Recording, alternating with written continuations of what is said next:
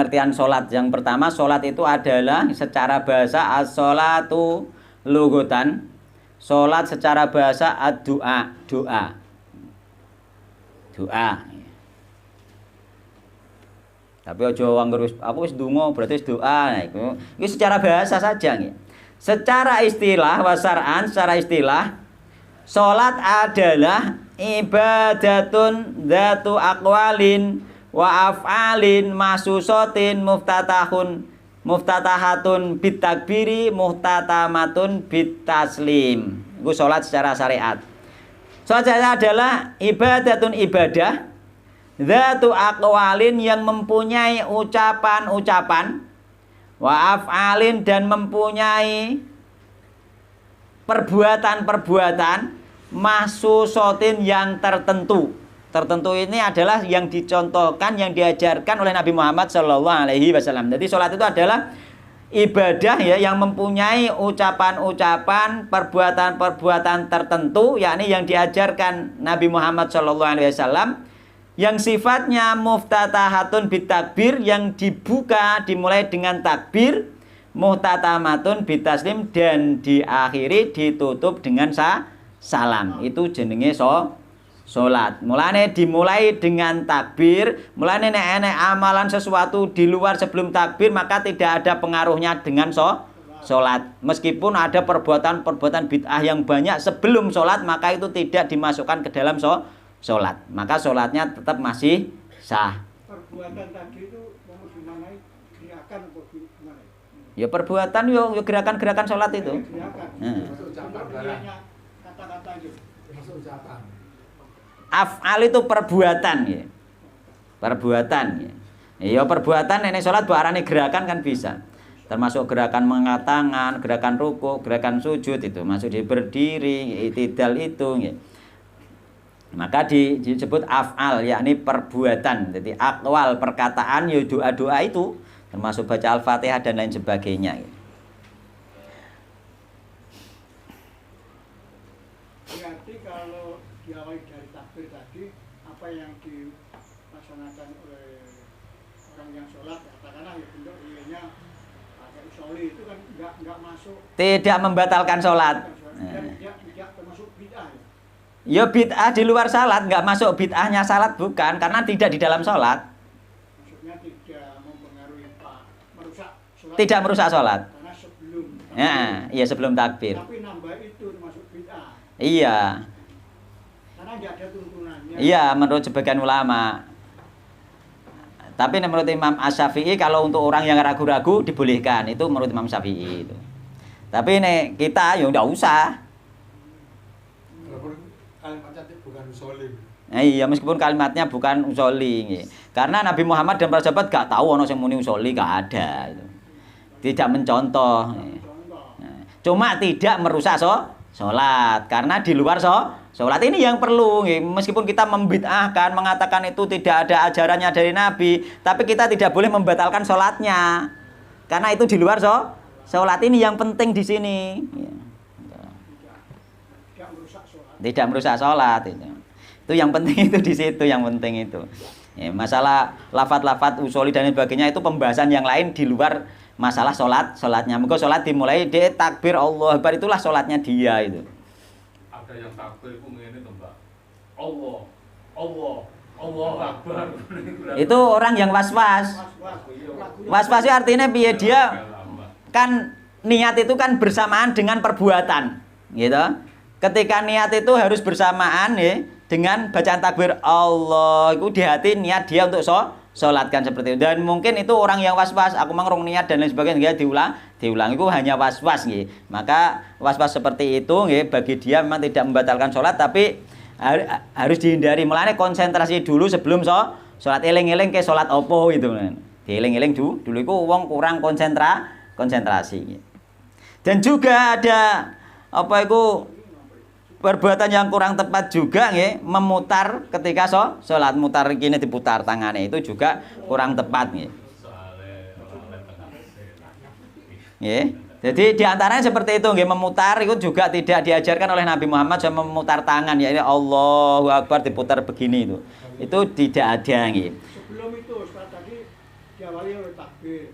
Nggih. Yang saya tanyakan apa yang dikerjakan oleh Nabi itu memang nggak pakai usolin, Iya. nggak dicontohkan. Mm. Tetapi mengawali suatu perbuatan, sama perbuatan yang baik itu membaca basmalah. Gimana kalau sebelum sholat itu membaca?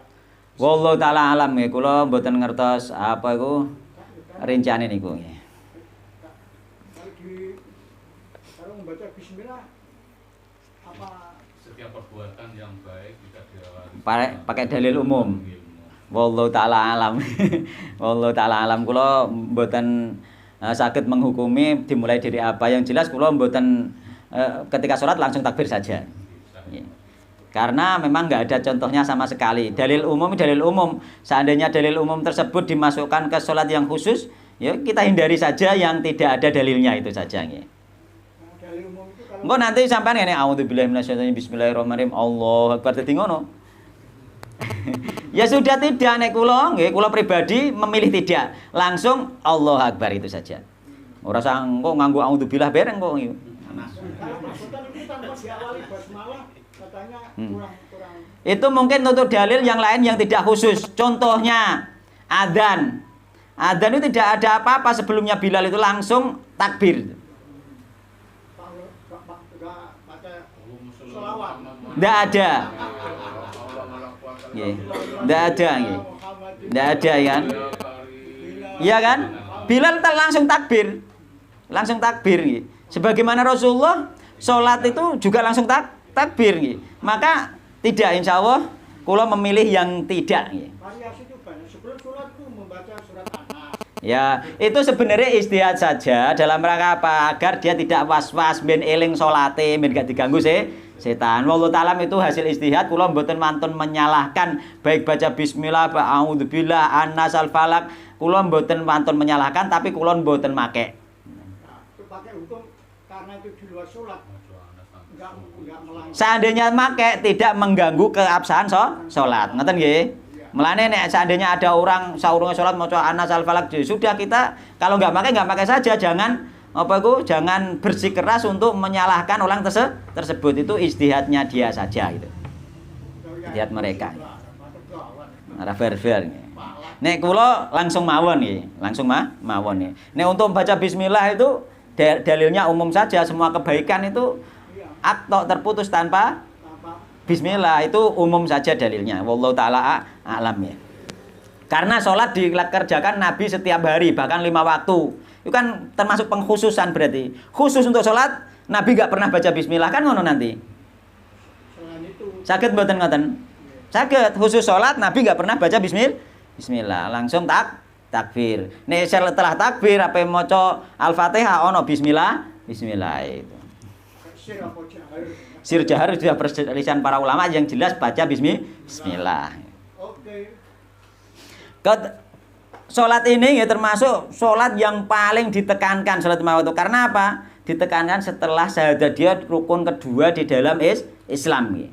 Bahkan bal hiya amudul Islam, dia tiang agama. Ya. Maka barang siapa yang meninggalkan sholat, ya, faqad hadamadin itu, dia merobohkan agama. Ya. Nggih. Wong ora salat agamane roboh nggih. Dan salat ini difardukan oleh Allah Subhanahu wa taala kepada Nabi Muhammad sallallahu alaihi wasallam di malam Lailatul Mi'raj. Malam Mi'raj fauqa sab'i samawat, di atas langit yang 7 nggih.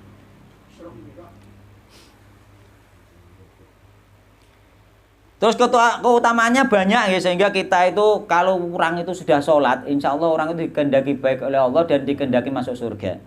Orang yang sholat insya Allah orang-orang yang sudah sholat 5 waktu itu sudah mendapatkan rahmat Allah Subhanahu wa ta'ala. Rahmat Allah Subhanahu wa ta'ala, dia dikehendaki baik. Rahmat itu dikehendaki baik oleh Allah Subhanahu wa ta'ala.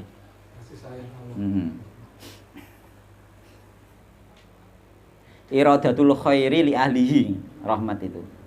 Jadi dikehendaki oleh Allah kepada orang-orang yang diberi rahmat. Kita bisa sholat 5 waktu itu sudah luar biasa gitu.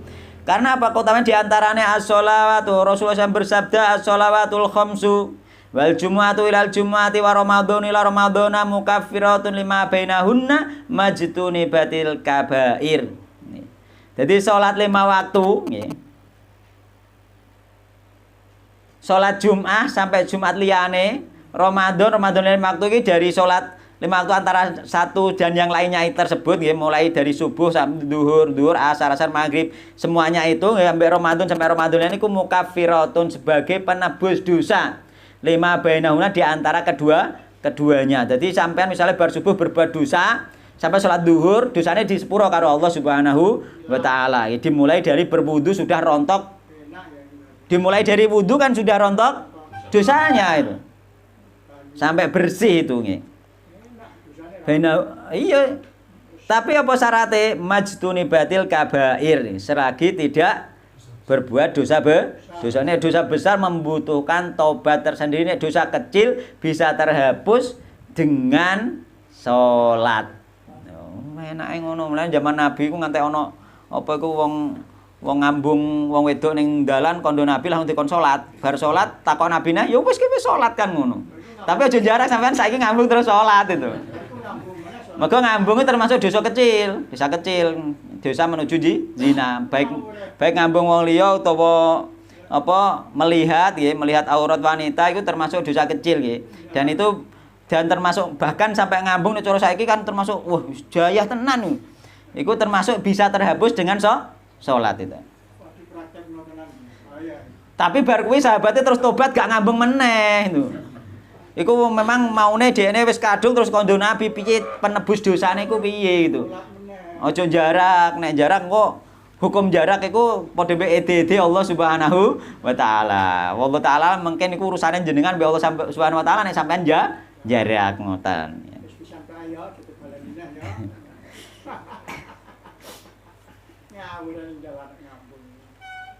Terus Nabi maneh nggih ara'aitum la anna nahron nggih apa ta ora weruh sapa sira kabeh la anna nahron lamun satemene sungai iku bibabi adim ing dalem lawange salah sijine sira kabeh ya tasilu mongko mandi sapa sira minhu saking sungai tersebut kula yaumin setiap hari khamsa maratin ing 5 kali hal yapko apa ta tetep min daronihi saking kotorane wong nggih ahad apa saen suwi-wiji. Jadi diibaratno salat itu seperti sungai yang ada di depan pintu. Awak dhewe adus sehari 5 kali. Apa ora resik?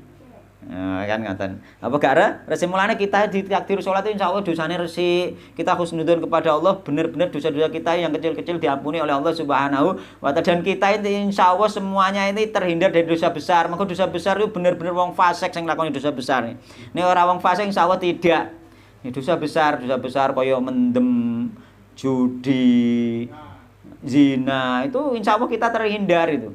Maka kita itu termasuk orang-orang yang dihendaki baik oleh Allah Subhanahu wa taala. Diganti rahmat diresi dosane berarti dijamin nanti oleh Allah masuk surga. Nah, harus bersemangat dan berhusnudzon mulane hadis-hadis Nabi terutama orang-orang yang sudah tua itu semakin tua kita harus semakin berhusnudzon kepada Allah Subhanahu wa taala ben dadi husnul khotimah. Jadi husnudzon. Ojo kuwatir tok terus wah kok amalku gak ditampa ngono terus iku sampean berarti kurang baik, harus seimbang.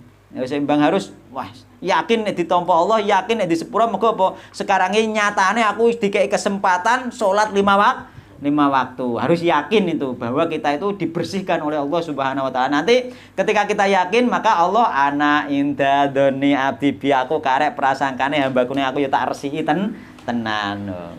Semakin tua harus semakin husnudzon kita. Diperbesar husnudzonnya kepada Allah, diperbesar cintanya kepada Allah, jangan diperbesar takutnya malah. Ini untuk yang semakin tua itu harus seperti itu gitu. Semakin cinta kepada Allah dan semakin husnudzon kepada Allah Subhanahu wa taala. Meneh wis tuwa isih dikei kesempatan bermajelis taklim, masyaallah wis sing nom-nom wis padha ora budal majelis taklim kan ngoten niku. Padahal wis pinter. Kaya ngene iki asline pengalaman ilmu mbek Pak Harji itu aku yang bumbuan. Cuma kan dia tetap masih bermajelis taklim itu. Kowe wis suwi nek belajar di bangkare kula kan ngoten nih. Lebih berpengalaman sebenarnya kan seperti itu. Kadang-kadang nggih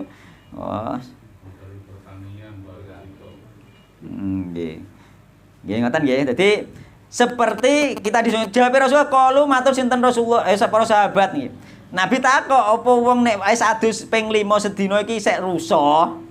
Kan ngoten. Kalu otomatis kan rusa itu kan pasti to. Kita itu misalnya baradus terus metu, otomatis kena rusa paling gak kena bleduk dan lain sebagainya itu diibaratkan dosa kecil. Adus meneh. Mulane kita itu bar salat, metu bar subuh metu, meneh nek jalan-jalan, enek loreng-loreng nang dalan, itu kan dosa kecil itu. Nanti dihapusnya ketika duhur. Itu sama halnya kita misalnya baradus, terusan jalan-jalan, kena bleduk, engko terus hadus maneh. Seperti itu. Dosa kecil diibaratkan kotoran-kotoran yang menempel kita di sela-sela kita mandi tersebut. Itu dosa kecil. Nek dosa besar tidak bisa, harus bertobat nih. Cara menawa dosa besar itu cara wong metu terusan kena cet angel lombane kan ngono. Dibuat biasa orang ngarah ilang kan ngono. Butuh khusus golek bensin to apa kan ngono. Dan lain sebagainya butuh khusus ya. Tapi nek dosa kecil kayak bleduk misalnya, kena lemah dan lain sebagainya, kotoran-kotoran kecil-kecil itu saja gitu. Terus sahabat Nabi la ya buka min daroni seun yo gak ngarah ono kotorane blas itu. Maka kita ini ketika kita benar-benar sholat waktu dan sholat kita benar-benar mencontoh Nabi Muhammad SAW, insya Allah kita nggak punya dosa sama sekali. Terus kemudian Nabi Muhammad SAW bersabda, kelanjutannya setelah dijawab, fadzalika mathalu sholatil khamsi. Maka itulah perumpamaan sholat 5 waktu. Yamhullahu, Allah menghapus bihinna dengan sholat 5 waktu al-khotoya, beberapa atau banyak kesalahan dihapus oleh Allah Subhanahu wa taala. Dihapus nggih. Dihapus dosane sampean karo Allah Subhanahu wa taala. Wa minas sunnati dan dalil sunnah nggih. Yakni dalil Isra Mi'raj. Wa fihi di dalam dalil Isra Mi'raj itu ana lafaz hiya khamsun. Nggih. Salat 5 waktu itu dia salat nggih. Iku khamsun 5 waktu nggih. Wa hiya utawi salat 5 waktu iku khamsuna pahalane 50 waktu. Inilah kehebatannya syariat Allah Subhanahu wa taala. Biyen diturunno karo Allah 50 waktu, tapi ketika minta udur, Nabi minta udur sampai karek 5 waktu, oke dikei keringanan Allah 5 waktu, tapi pahalane tetap 50 waktu. Itu sebagaimana kita sholat duhur di perjalanan hanya 2 rakaat, pahalane tetap 4 rakaat.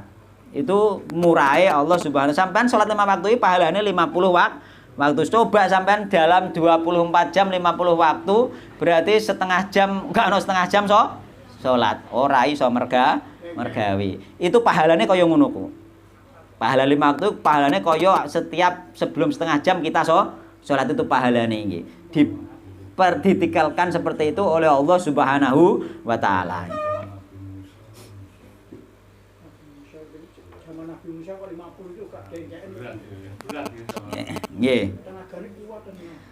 Kemudian sahabat juga pernah ditanya tentang sholat, maka Nabi menjawab khamsu sholawatin fil yaumi wal lailati. Sing wajib itu hanya 5 waktu.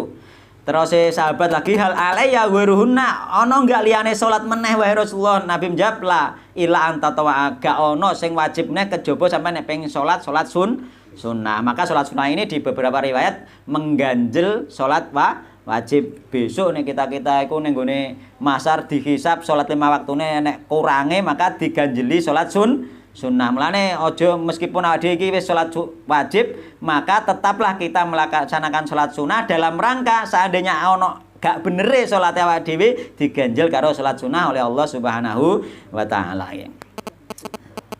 Wa tajibu as-sholatu 'alal muslimi al-baligh al-aqil. Wajib sholat bagi orang muslim yang berakal balik. Fala tajibu 'alal kafir, tidak wajib atas orang kafir, wala sogir bocah cilik gak wajib, walal majnun wa edan juga wajib nggih. Liqouli sallallahu rufi al-qalamu an talatin anin naimi hatta yastaiqidu wa anil majnuni hatta yafiqa wa anil sogiri hatta yablughu. Jadi diangkat kolam dari 3 orang, yakni dari orang yang tidur sampai dia bangun. Mulai sampean keturun ape duhur wis niatan salat duhur. Ya dadak sampean keturun, dadak dhewe wektune wis asar utawa wektune wis maghrib, maka sampean tidak berdosa nggih. Karena diangkat pena itu. Setelah bangun baru langsung salat ya. Ya, wa anil majnuni wong edan juga nggih. Terusan kemudian cah cilik juga gak dicatet nggih. Nek sampean pengen amale nek gak dicatet ya wis turu wae. Walakinna yu'maru biha al-auladu litamami sab'i sinin. Dan tetapi wajib sholat bagi anak-anak yang umur 9 tahun, genap 9 tahun. Diperintahkan bagi anak-anak yang umur genap 7 tahun.